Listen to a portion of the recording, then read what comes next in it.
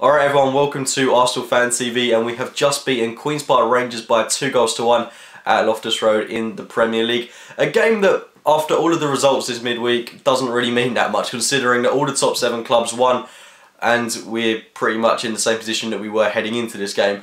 However, despite that, the result, the confidence it's going to give us heading into that game against United, which I mentioned so many times in the preview, is massive for us. This is a game that was always going to be very, very, very difficult to play, and we couldn't underestimate QPR going into it. And I think that when you're playing a team like this, a team that was 17th going into the fixture, they were fighting tooth and nail to get something out of this game. And with respect to QPR, they were absolute class, especially in that first half of that game today. Players that I didn't really look up to so much heading into the fixture, the likes of Sean Wright-Phillips, who kind of looked dead and gone a couple of months ago. Bobby Zamora, same goes with him. I think Chris Ramsey is actually doing a very good job there, and I think that that was implemented today, and I think that they did play some very good football, and may feel a little bit hard done by that they didn't get anything out of this game. Charlie Austin getting on the score sheet as well. They've got quite good, talented players up top. I mean, you've got to give them credit at times, and given the chance to Furlong, who was only making his second Premier League start, I believe it was, he looked very healthy and class down that left-hand side, and they do look like a club that could potentially stay up this season, but of course they've got a lot of work to do,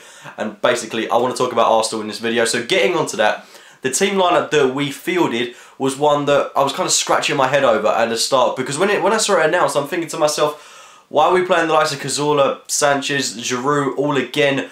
Because we've got that United game in, what, 5 days? They're all going to be incredibly knackered by the time that comes around. I don't particularly want to see that happening. I think you could tell at times, especially in that first half, how tired players like Cazorla and Sanchez were, most notably. Giroud was probably the more frustrating players in that first half. He didn't seem to be holding the ball up at all well. He didn't seem to be passing, stringing two passes together, and it seemed to be like one of his performances that he was having, you know, against Monaco or against Stoke away, and that was pretty frustrating to see. But it's something that we kind of have to accept that is actually a part of his game at times. We're going to expect to see that, but he did get on the score sheet in the second half, which I'll get onto a little bit later. But regarding the rest of that team lineup, I could kind of understand it. The Mertesacker-Gabriel thing, that's something that I was a bit suspect about. Mertesacker, I don't know if he earned the right to come back into that team just yet.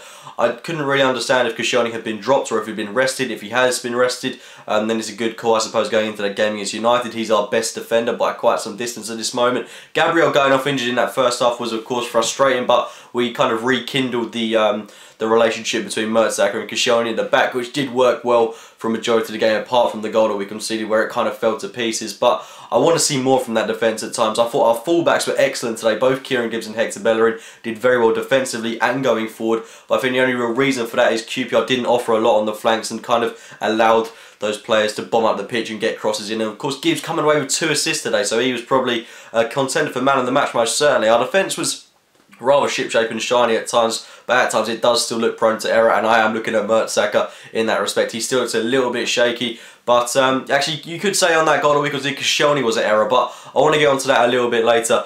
The game started off poorly, in my opinion. It looked like we were trying to play a counter-attacking system, which I didn't think was going to work when you've got Olivier Giroud up top. And with respect to Giroud, he's not exactly the fastest of the guys, and I couldn't really understand why, if we were going to play in this fashion, if we were going to accept that we were going to concede possession to Queen's Park Rangers, why aren't we going to play Danny Welbeck up top, or why aren't we going to include Theo Walcott in the team? Because that's what would have made sense if we're going to try and catch QPR on the break. As it stood, whenever we did try to make a counter and it went to Giroud, we kind of ended up giving up the ball and nothing really came of it. And that was kind of the really recurring theme for that first half. It tells the tale of how that first half went for us. It was pretty poor, losing possession in the final third and not doing a lot with the chances that we got, because chances were few and far between, and we weren't taking them when they came to us. We could have quite easily conceded. QPR could have conceded as well, in fairness, but it was an excellent performance from both Rob Green and David Ospina, so that was really great to see.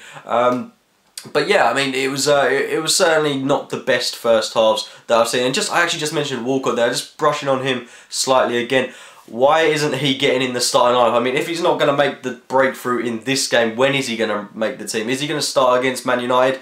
In my opinion, I think it would surprise me if he started against United. He's a player that has bursts of pace, but he's also a player that can dawdle about the pitch at times.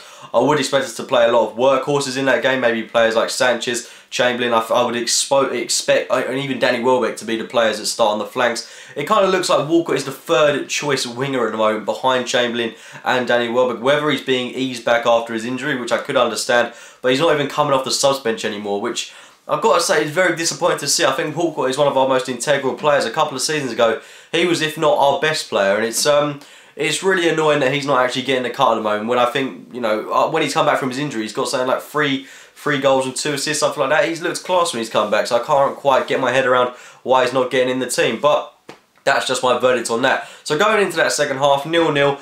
Obviously, I was pleased that we hadn't conceded. It was obviously going to be hard to really defend against Charlie Austin, Bobby Zamora, the talent that they've got going forward in Sean Wright-Phillips, etc. The talent that they've got going forward is Sean Wright-Phillips. Yeah, but it was good that we went into that second half at 0-0, and then we could go out in that second half, hopefully play our own game, which is exactly what we did. I was really pleased with how he performed in that second half, especially. He looked nothing short of impeccable. We played really, really well. QPR conceded possession to us, and we used the possession that we had incredibly well, something that in the game against Monaco we were guilty of not doing. It looked like QPR were accepting to sit back and they were going to say, come on, try and break us down, which we did to a great standard. Mesut Ozil and Santi Cazorla running things in the middle of the park. They were absolute class. Thomas Rosicky, of course, contributing to that from the right-hand side, and Alexis Sanchez playing some quality football. We did get our first breakthrough through Kieran Gibbs playing in the ball to Olivier Giroud. Giroud couldn't really miss. He's in the right place at the right time. Another goal for him, and people that are still going to get on his back frustrate me more than anyone else in the world, because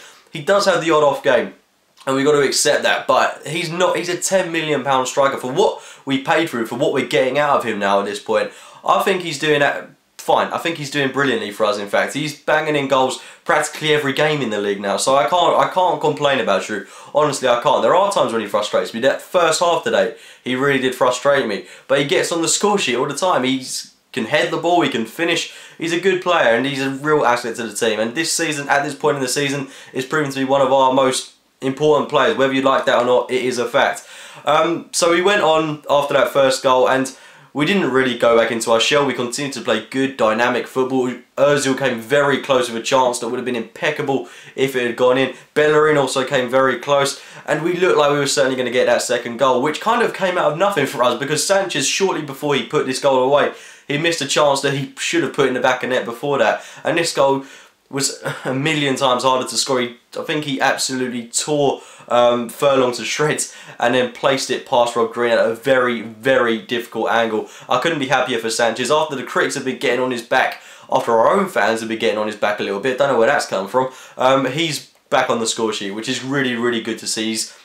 You know, I said in the preview that if we were going to rest Sanchez, it would, you know, I mean, if we were to play Sanchez, then it would potentially be a benefit to us if he was to get on the scoreboard, because now he goes into that game against United with a whole lot of confidence behind him that he's capable of scoring, which he knows he is, and hopefully he'll have an excellent performance in that game. But 2-0, we should have got more. We really should have got a third goal, because we had opportunities to do it. We were really, really, really running things. QPR weren't getting anywhere near the ball, and we had more chances to score. Unfortunately, we didn't take them, and we did concede to a Charlie Austin goal, which was absolutely pathetic to concede, if I'm being brutally honest. Gave him all the time in the world. Koscielny didn't press him. David Ospina, you know, I don't really know what he was doing. He should have tried a little bit harder for that. He just seemed to be wandering on his goal line. But unfortunately, we did concede Charlie Austin clawing a goal back for QPR. And this is something that's got to be eradicated from our game. Conceding late goals like this can cost us. We did it against Palace. We did it against Leicester. And we are becoming dangerously close to being punished by a side that could potentially put us to bed. We've got a massive game against United